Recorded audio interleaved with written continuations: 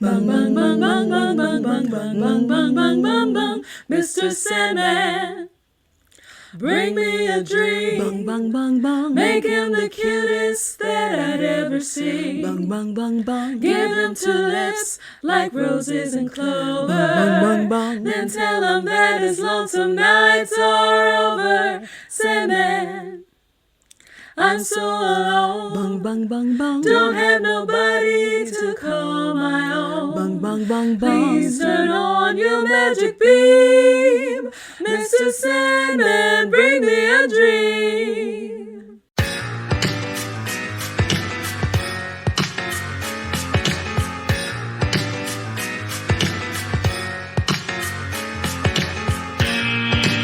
Welcome to Sup Media Reviews, the podcast that never needs spoiler alerts because it takes you back in time to relive the nostalgia of classic TV shows and films that you've probably already seen. I'm your host, Kiara, and each week I'll dive into the archives to bring you my take on movies and TV shows from at least 20 years ago.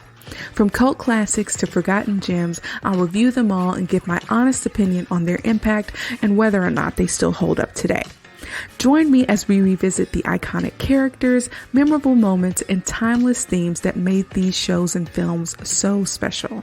So take a break from adulting and get ready for a trip down memory lane with Sup Media Reviews.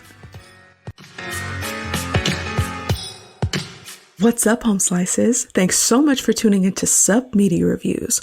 I'm your host, Kiara, and I'm really excited to share my review of the amazing 1989 film, Uncle Buck. The movie features John Candy as Buck Russell, Jean Louisa Kelly as Tia Russell, Macaulay Caulkin as Miles Russell, and Gabby Hoffman as Maisie Russell.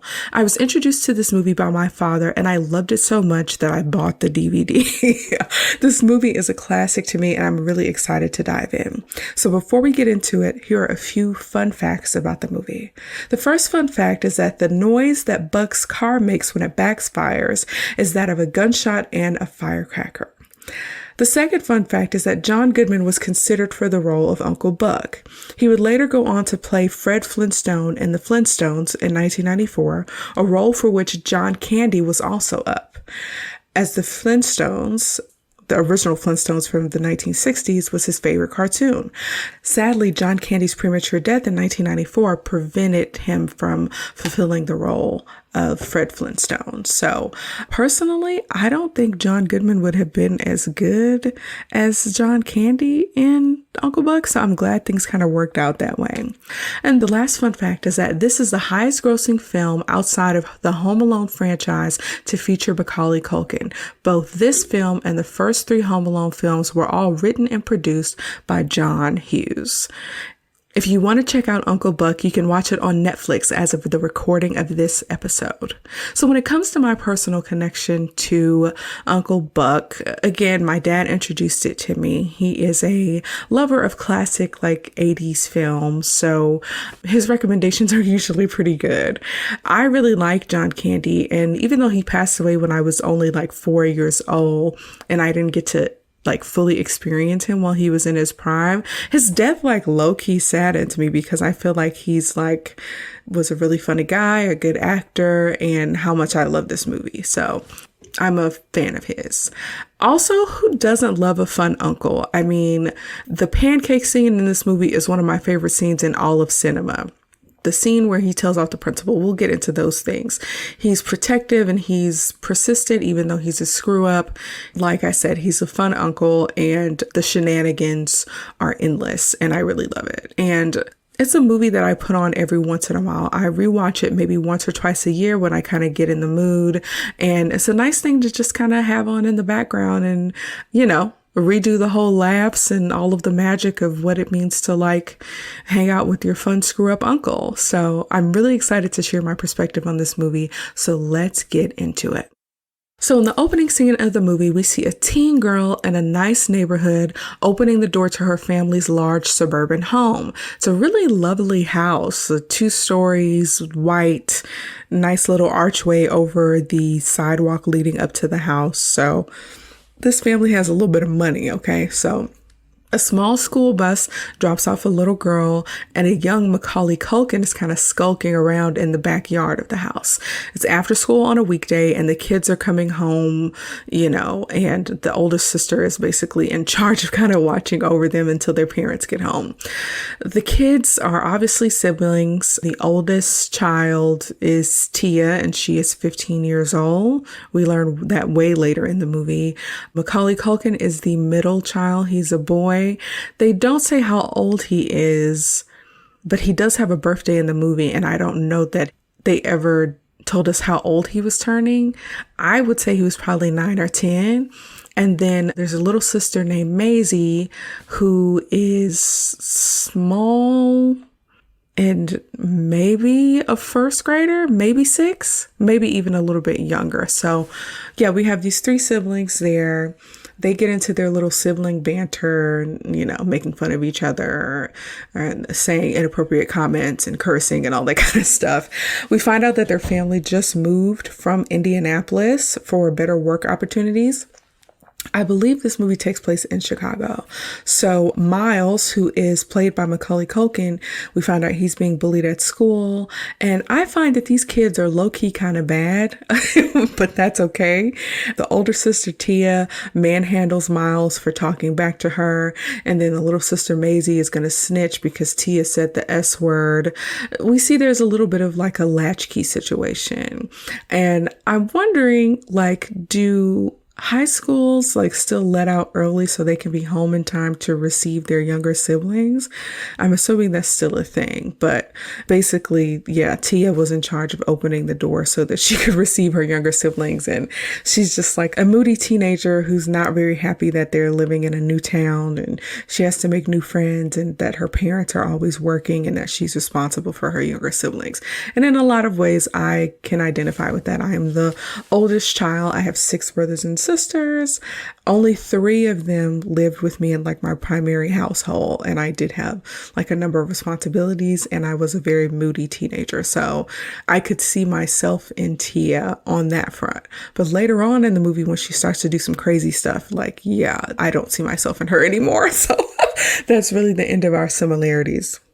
We also see that they have a really cute dog named Percy who's hanging out in the dryer for some reason. He is a Briard and I love him and I want one. He's so cute. And I know I'm saying that wrong because there's a French pronunciation, but I'm not even going to attempt it. Okay.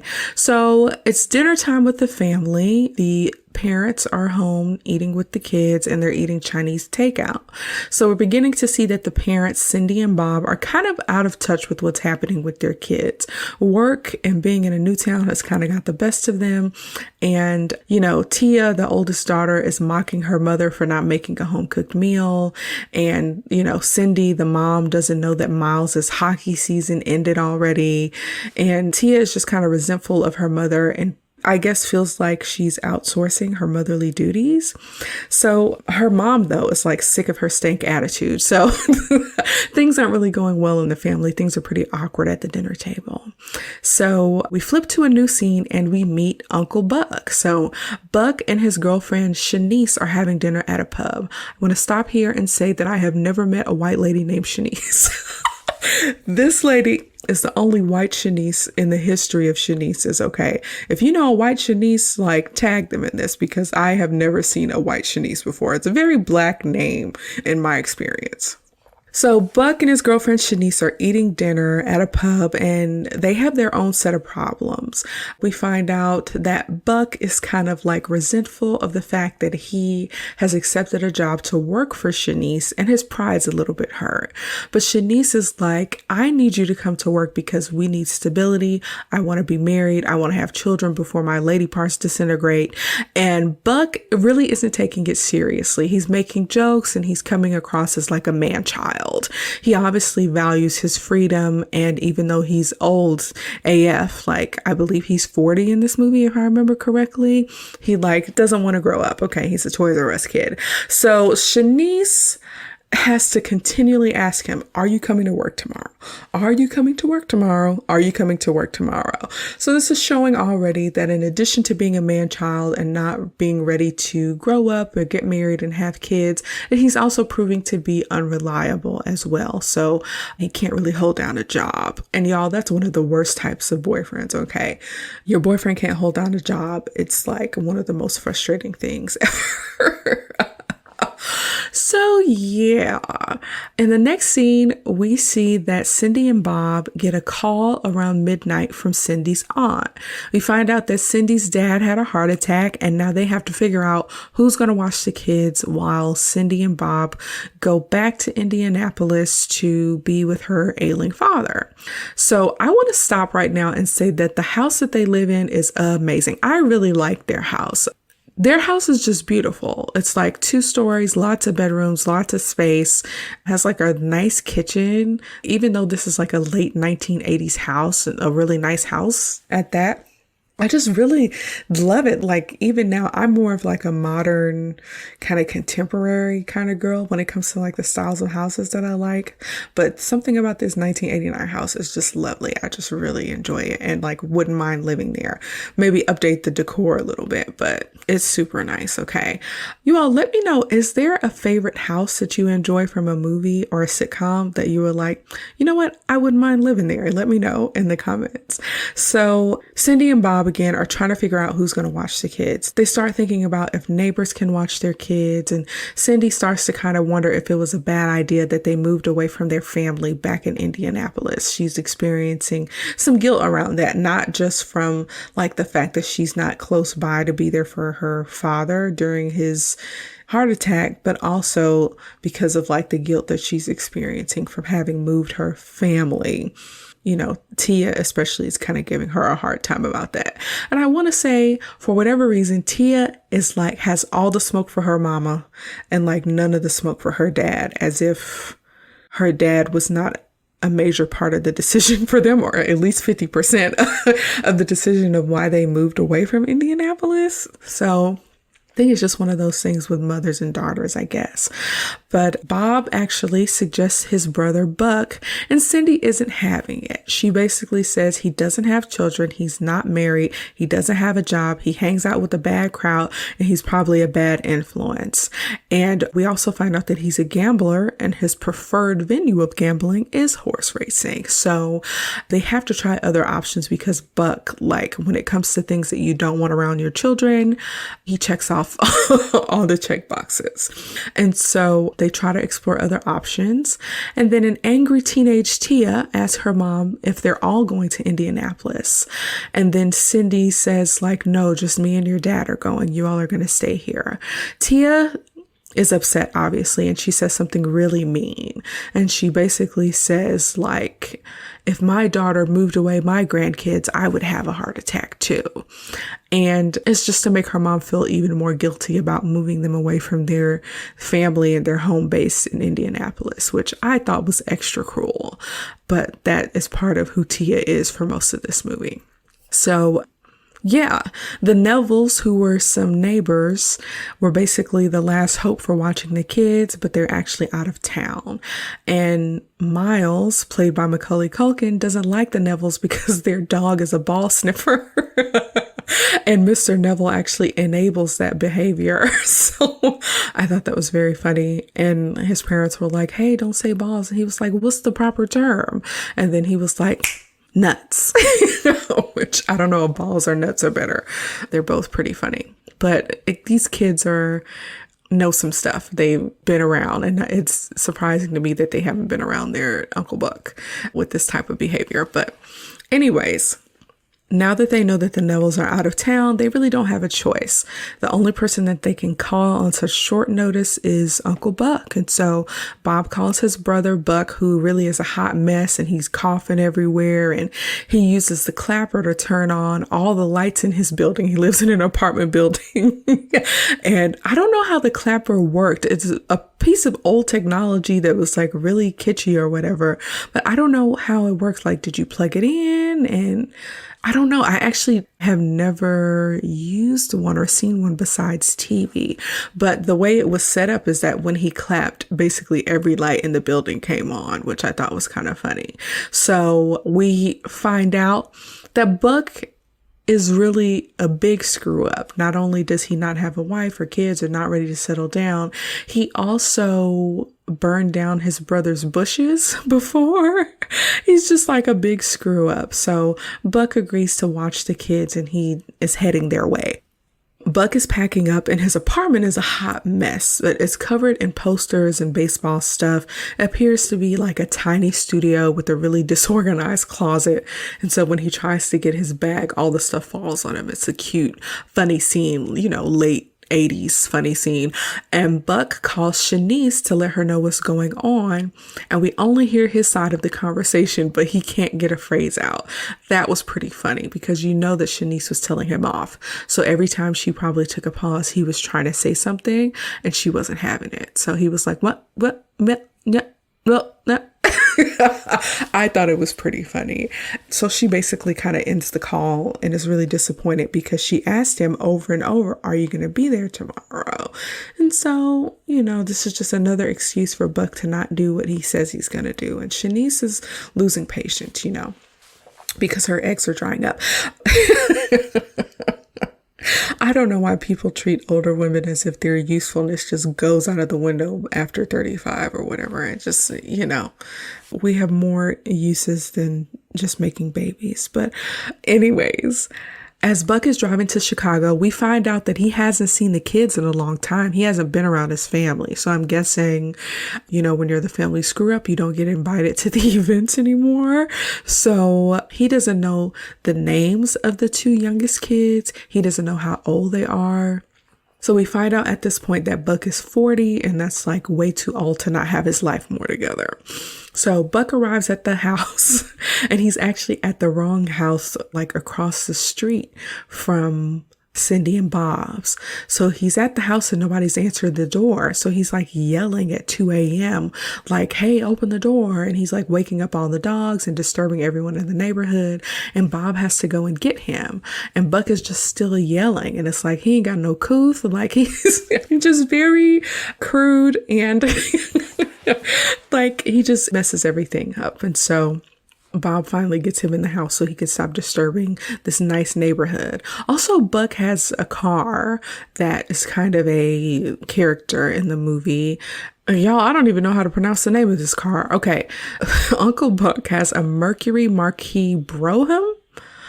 I don't know if I'm pronouncing that last word right, but he calls it the Beast, and it is a old car that could use some work and also has like a really nasty loud backfire that is a theme that recurs in the movie that is actually pretty funny. So inside the house, Cindy wants to leave Buck some checks for expenses, but he's like, oh, I have plenty of money. Just reimburse me at the end.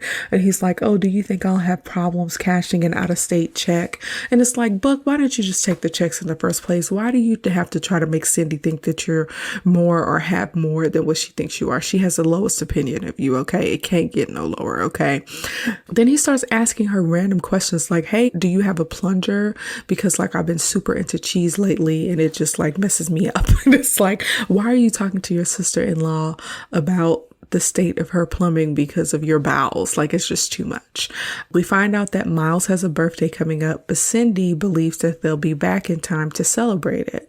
So Buck takes the checks and he puts them in his jacket pocket and the parents head out and Tia kind of sneaks out of bed to kind of see what's going on. So Buck starts to explore the house a little bit. He's never been to this house before. And so he is like playing the piano a little bit. He breaks one of like the plates that's on display. Like I guess like a china type of plate. Yeah, so Uncle Buck, like I said, is just like a little bit of a screw up, but he's there to help take care of the kids that he really does not know. And sometimes when you're family, you just got to pitch in where you can. So the fact that he doesn't have a job actually comes in a little bit handy. So it's the next morning and the kids meet their uncle. He's playing some music and he's putting mustard and other sauces on top of like a huge breakfast. It's some type of like eggs, probably with potatoes and onions and stuff. And so Tia comes downstairs and she basically ignores her uncle and grabs a cup of coffee, but she winces at the taste of the coffee. So you can tell that she's drinking it to impress him, even though she says otherwise. She's trying to come off as more responsible and more of an adult than she actually is. She refuses to eat his breakfast, and Buck confronts her about being a butthole, which is a little bit refreshing. And Miles comes downstairs and is surprised to meet his uncle that he does not remember. So Miles doesn't want the breakfast either because there's onions in the eggs. And Tia goes upstairs to check on the youngest girl, Maisie.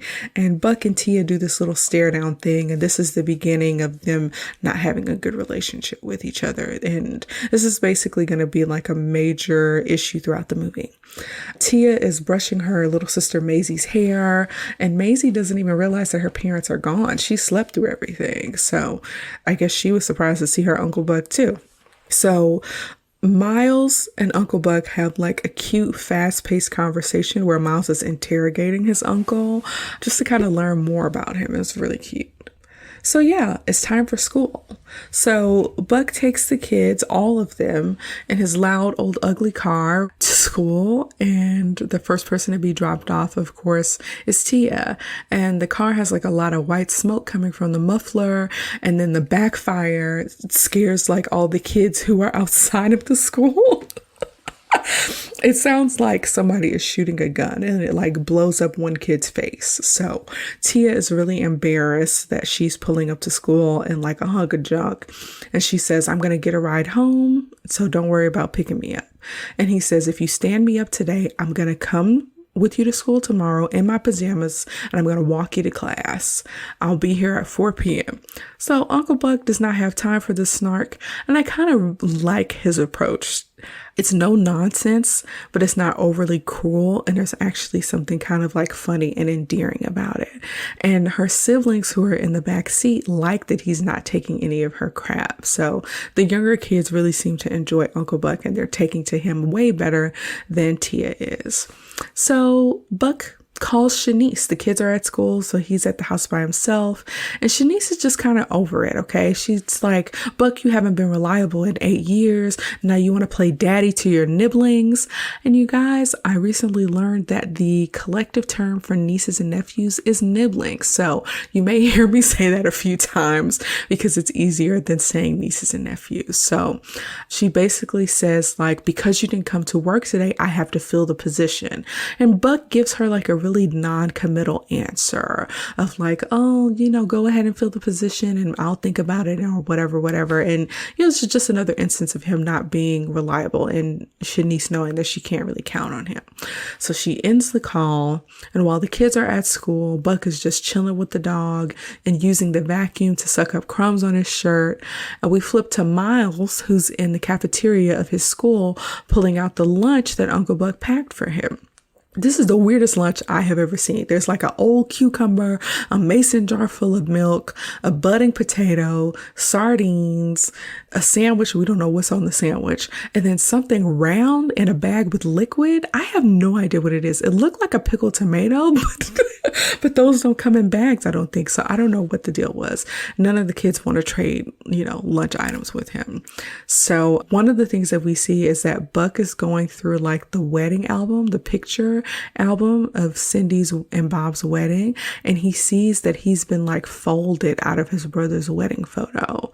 I know that he's a screw up, but to fold a picture over it so he doesn't appear in your wedding photo is like a lot. Like, how bad is it that he can't even be, you don't even want him in your wedding photo and he was there?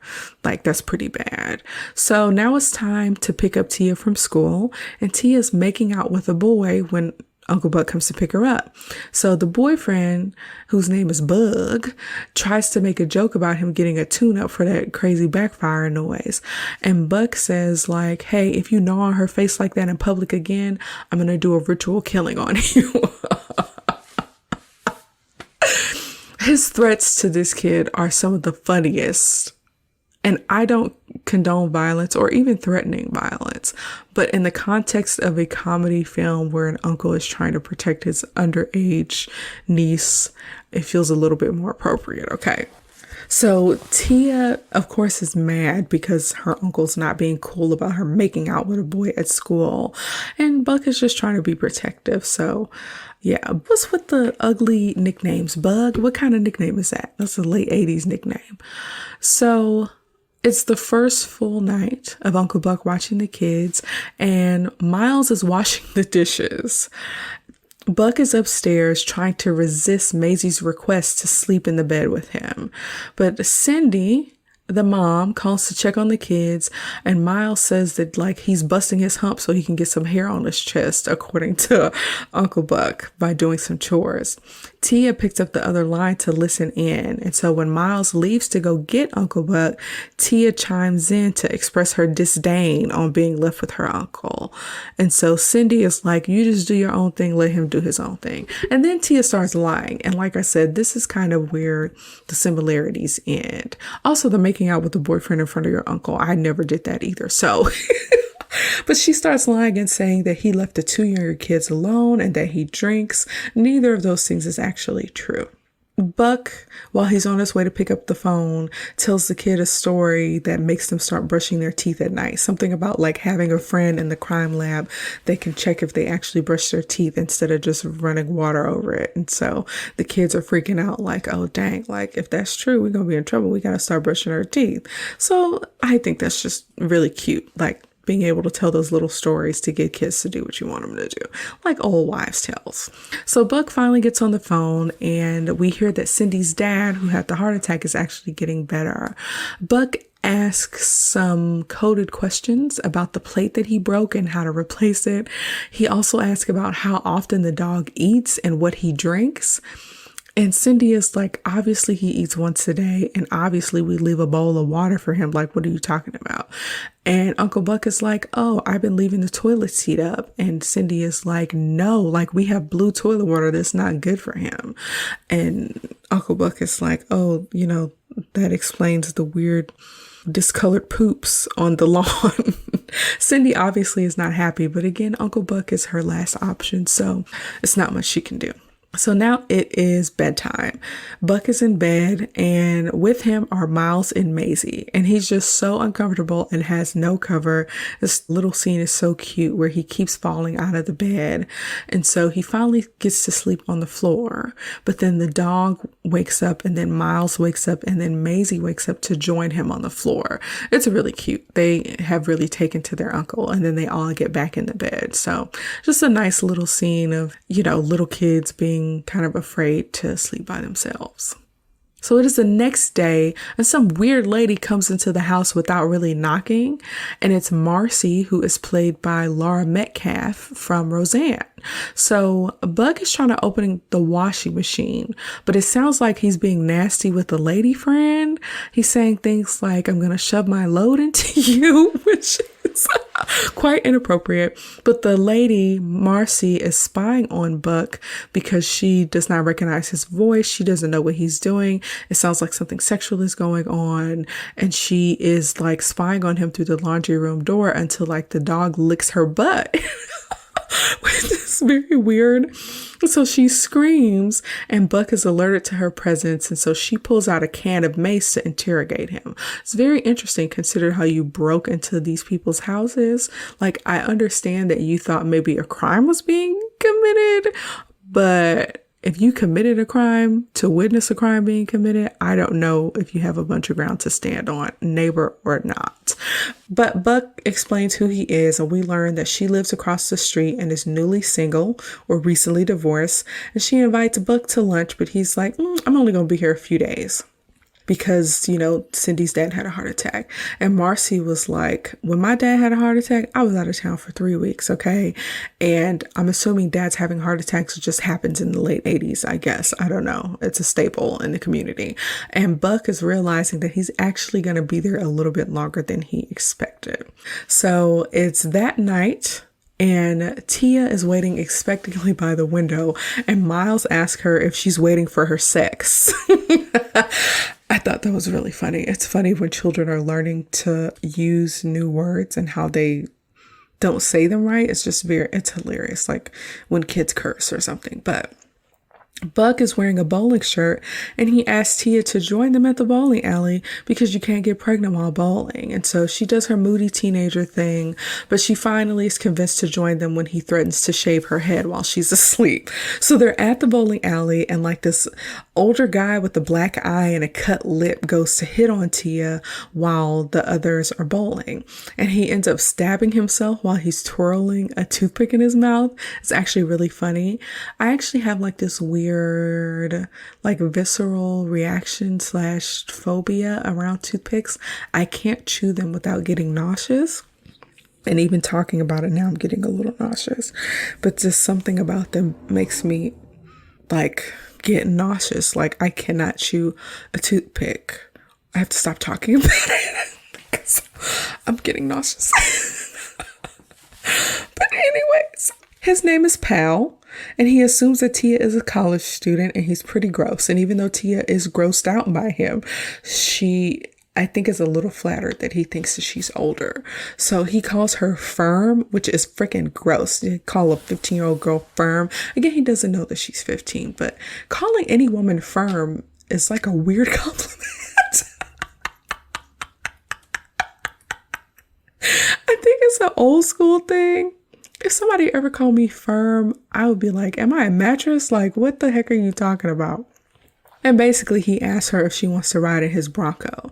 Tia kind of ignores him, but y'all, I can say from experience that when you're like a teenage girl who may not look like a teenage girl, or even if you're a teenage girl who does look like a teenage girl, it is not like a compliment to be preyed upon by older men. It's just very creepy. Like, just don't do that. Okay. So Buck takes a break from teaching Maisie bowling to go over to Pal and tell him to get the heck out of there. And come to find out, Buck actually knows Pal. So this place is one of Buck's hangouts.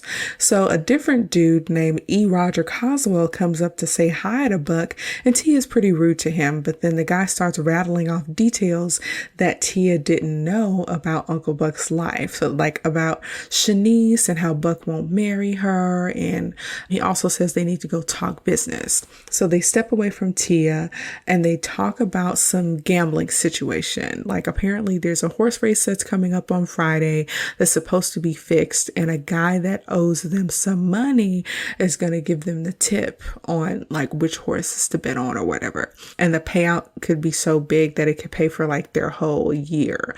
So Uncle Buck does not have a steady job, but it appears that he makes his living by gambling off of horse racing. So yeah, that's it. So Buck is intrigued and of course wants to take advantage of the opportunity, but for right now he's hanging out with his nibblings, and that's that.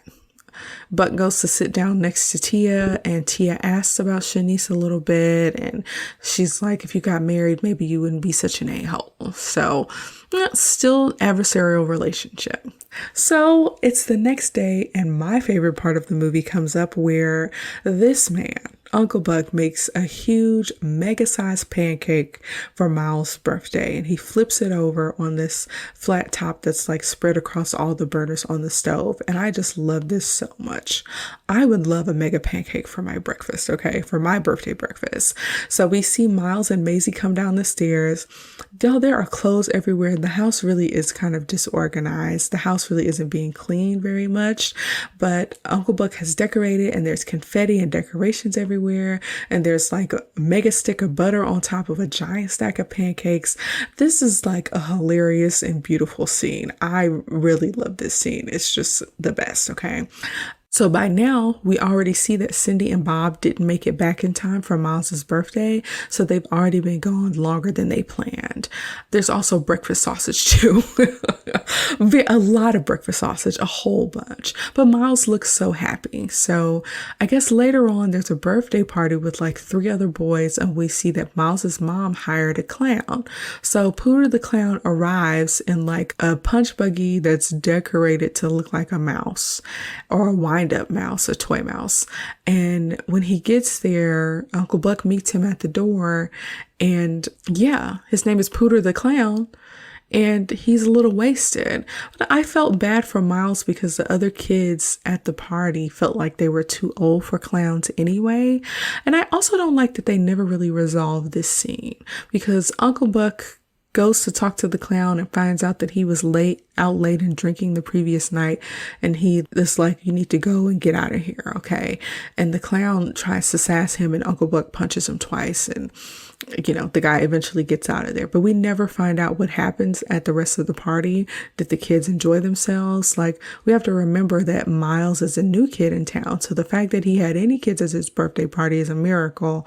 But the fact that they weren't into the clown is like a little bit sad. I'm mad that they didn't round that out at all, that we never found out what happened at the birthday party, but whatever. So it's nighttime again, and Tia is with Bug at some park of the pavilion in the woods, and he wants to go to the car with her, so we see that he's like pressuring her to have sex. Again, she's 15, and I understandably get her hesitation. She's obviously not ready, and basically says as much. And Bug obviously wants sex, and Tia is like, oh, not there. So we see Uncle Buck riding in the car with the two youngest kids on his way to go get her. Tia lied about her whereabouts, saying she was at a cheerleader's house, but Uncle Buck is just too smart for her. So when Bug is like, oh, if you don't want to, get in the back seat of the car with me, you can get in the front seat and I can take you home. And so she's like, oh, I'm not ready to go home, because she don't want to see Uncle Buck yet. So that means they were probably headed to the car to do what Bug wanted to do in the first place. But they hear Uncle Buck's car backfire and they meet him outside of the pavilion. So Buck says ice cream weird. He's like, oh, we were just on our way to get some ice cream. I don't like when people say ice cream. It's ice cream. Like, just say ice cream. But he basically says like, hey, Bug, have you heard of a hatchet? Like, what that is? Like, I have one in my trunk and I keep it, but not to kill. I keep it just to maim people. And it's just sharp enough to circumcise a gnat. And, a gnat is a bug. Isn't that an interesting coincidence? And Bug, who's listening to all this hatchet talk and circumcision talk, is getting really upset by it. And Buck goes to his car to actually show him the hatchet, and he's just kind of over it. He's like, Tia, you just need to go with him and get the heck out of here, okay? Tia is playing it cool and basically vows to get revenge on Uncle Buck. And so Tia gives Bug like a long kiss goodbye to kind of spite Uncle Buck. So again, she's still being resistant, teenagers. In this scene, the youngest daughter, Maisie, is in the back seat of the car while Bug and Tia are making out. And Maisie says, I bet she's getting the tongue. These kids are saying like the darndest things. So it's the next day and Uncle Buck gets called to the school for Maisie. Wild Thing by Tone Loc is playing in the background, and he's smoking a cigar in the school, but he goes to the bathroom to put out the cigar because he kind of realizes where he is. And all of the urinals are like really tiny and super low to the ground because this school is for really young kids. So he has to get on one knee to use the urinal, which is a pretty funny scene. So eventually Buck goes into the assistant principal's office where he meets Anita Hogarth, and she has a big mole on her chin, and Buck immediately talks about her mole in the weirdest way. It's so weird. I feel like people don't do comedy like this anymore. So he goes in and he introduces himself. He says, hi, I'm Buck Melanoma, Molly Russell's wart. And what he meant to say is that he's Buck Russell, Maisie Russell's uncle. But he's so caught up in seeing this lady's mole that he replaces a lot of the words in his sentence with things related to moles. He says like melanoma head. I feel like people don't make jokes like that anymore. It's just very strange to me. It's still funny, but it's like odd because that's not the type of comedy people really do anymore. But anyway, we can tell the assistant principal is really no nonsense and she doesn't appreciate Uncle Buck like joking. So Anita says that Maisie is a bad egg and she calls her a twiddler, a dreamer, a silly heart, and a jabberbox. And she doesn't take anything seriously in her career as a student. And Buck is like, the girl is 6 years old. So Maisie is 6, which is about first grade. And Buck begins to tell her off like, who wants to hang out with a serious first grader. Like, what are you talking about? And we cut to Maisie telling a story in class about how her uncle had to microwave her socks because he couldn't get the GD washing machine to work. And the teacher calls her a blasphemer because she curses. And I'm like, is this supposed to be a religious school? I mean, I understand not wanting children to curse, but calling her a blasphemer is, a lot. But we cut back to Buck talking to the assistant principal, and he says, like, if you scowl at my niece or any other kid, I'm coming for you. And then he tells Anita to take this quarter, go downtown, and have a rat and all that thing off your face. And then he leaves like a boss. And then Wild Thing plays as he leaves. Again, probably my second favorite scene in this movie. Uncle Buck don't care. He's on some honey badger mess, right? And yeah, again, like, who wants to mess around with like a serious 6-year-old? Like, who cares? It's nighttime, you all, and Shanice is at her house listening to a voicemail from Buck, and he talks about how much he misses her and how he misses the dimples on her buns and how they named her body parts. And Shanice, it makes her smile. Buck is obviously charming enough to keep roping her in after 8 years, and this voicemail works. And so Buck hears this rowdy cat outside the house, and Buck goes outside and like picks the cat up, and he's like, how did you get outside? And he brings it in the house, forgetting that the Russells don't have a cat. He was like, hey, somebody let the cat outside. And Miles is like, we don't have a cat. What are you talking about? So Uncle Buck has to take the cat back outside, and he releases it into the wild. And while he's out there, the kids lock him out of the house as a joke, which is really funny. And interestingly enough, Shanice calls right at that time. And Tia answers, and she recognizes Shanice's name as Uncle Buck's girlfriend. And Tia very quickly pulls together a lie that gets Buck into some trouble. She says that Buck went out with Marcy, that nosy neighbor from earlier, and that they usually stay out late. So she's creating this idea that Buck not only is going out with somebody else, but that he has been going out with her. So Tia is exacting her revenge. Shanice decides not to leave a message, and she's kind of stunned to hear this lie. So yeah, Tia's messing with his real life adult relationship.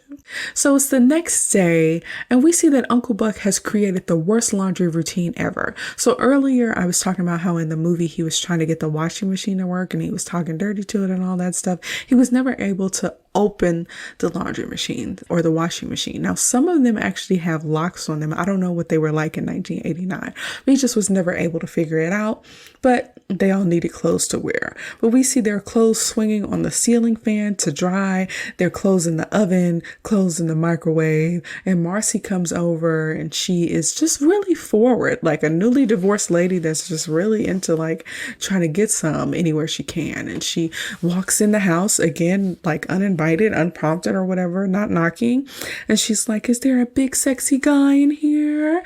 And Marcy is like, you've been hanging out with these kids too long. You need some adult supervision.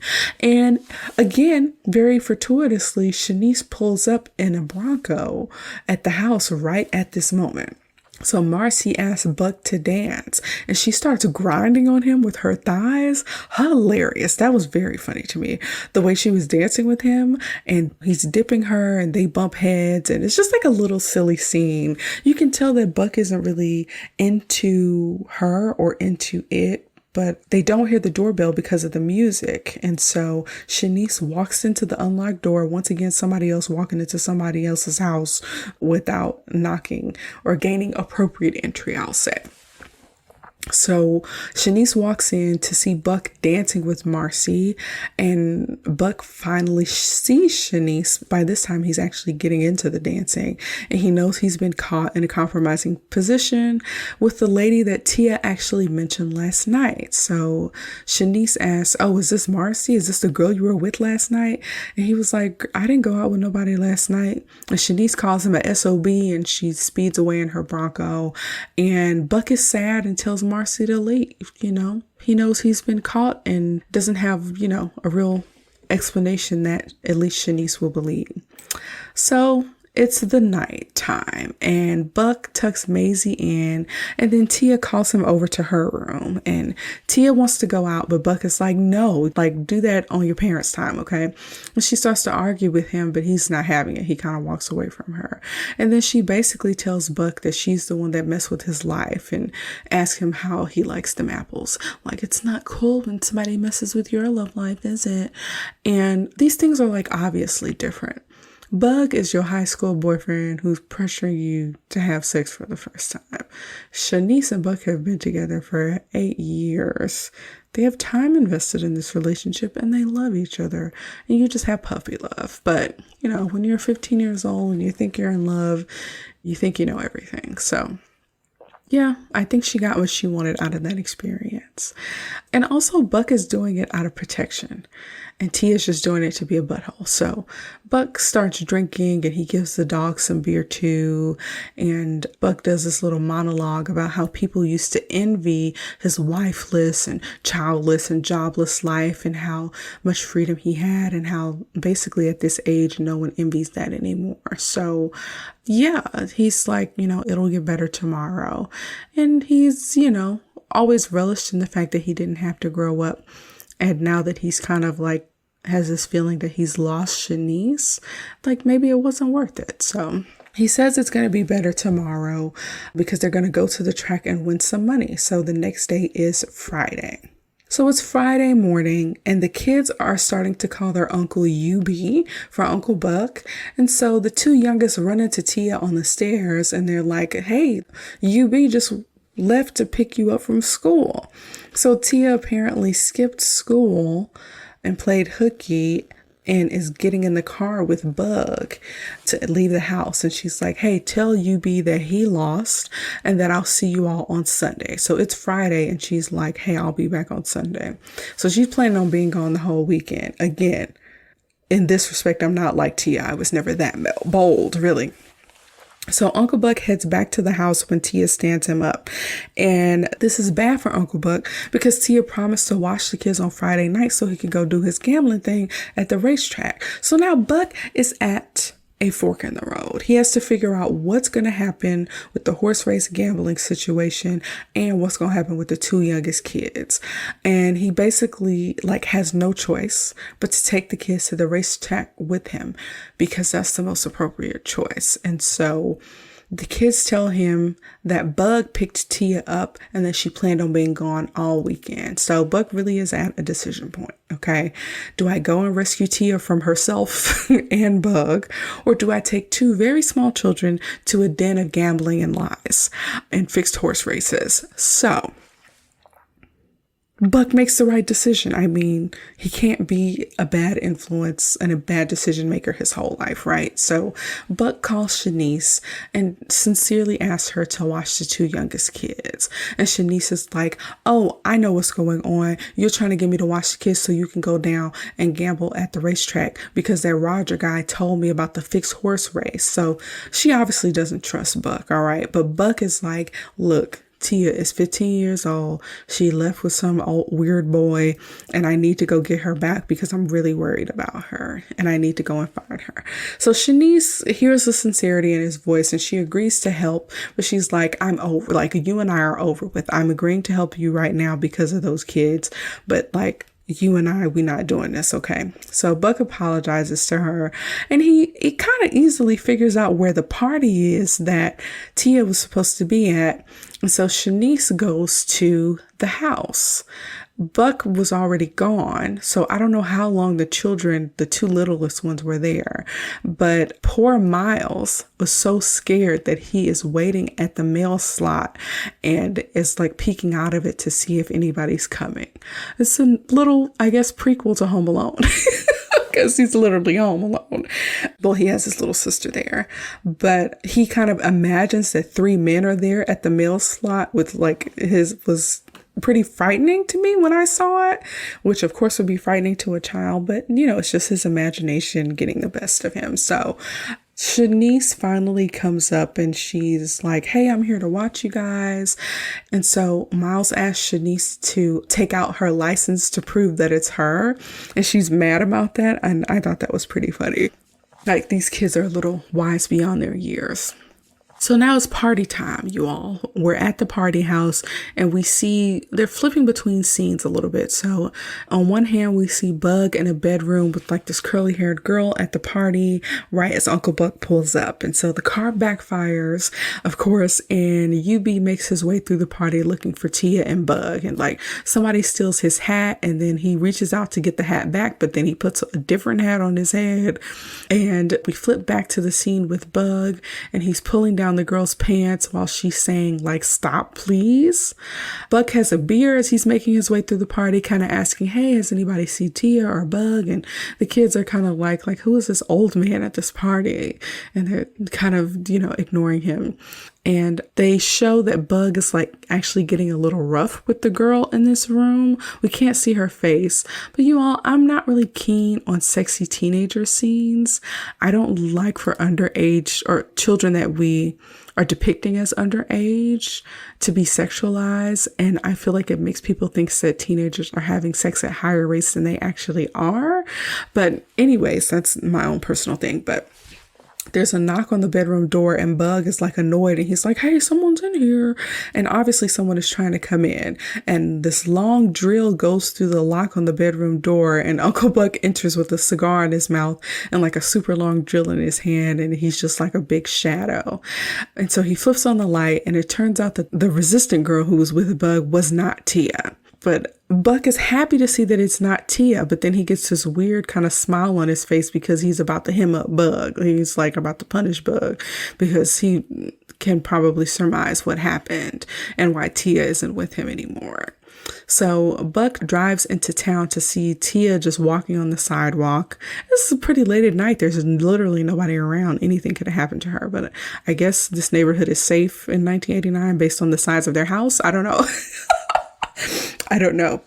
But he stops the car and he gets out and talks to her and she's really upset and she tells Uncle Buck, like, everything you said that was going to happen did happen. And earlier in the movie, he was telling her, "Oh, he only wants to use you for your body. And I used to be just like him, X, Y, and Z, whatever." And so she admits that Uncle Buck was right about him and everything that he said. And she's like, "Is this a trick?" And he's like, "No, it's no trick." And she's like, "Do you know what happened?" And he's like, "Yeah, I do. I know what happened." And so they're driving and she's like, "Are you going to tell my parents about everything that's been going on?" And Uncle Buck basically says no. He's like, "I've been writing you all week, but I wish someone would have been writing me about like my own personal life." And he asked her for a little bit of advice about Shanice, but then he never lets her answer. I don't know what that was about, but he finally kind of admits that he's been stringing Shanice along and that, he says that he loves his niece and his niece apologizes to him. And she's like, "Did you do something to Bug?" And he's like, "Yeah." And they pull over. Bug is tied up in the trunk. That was a detail that I did not remember, which is hilarious. He's duct tape in the trunk. And Uncle Buck makes him apologize. And he kind of yells an apology doesn't really mean anything.